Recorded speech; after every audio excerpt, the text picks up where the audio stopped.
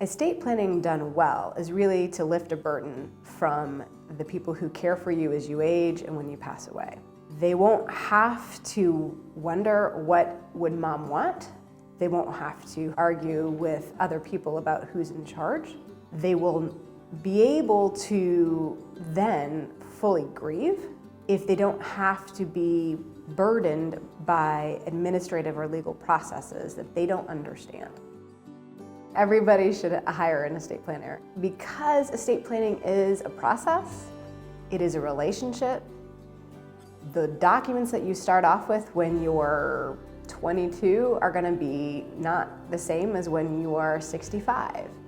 But you can lay good bones of a plan when you work with an estate planner. And when you establish that relationship, it is one that you can live into. So they'll understand your values, they'll understand your family as life happens in those intervening years.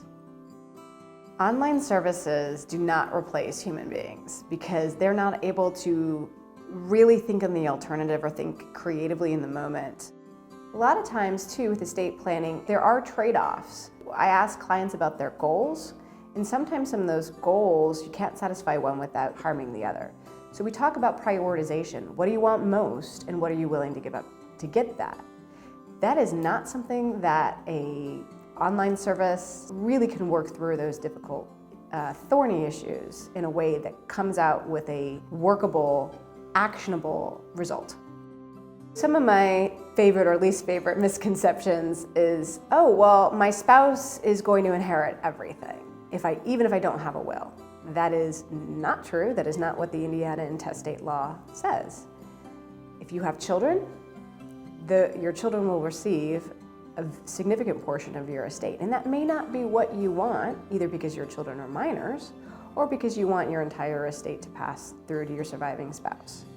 So it's very important to understand what the law says and what it doesn't.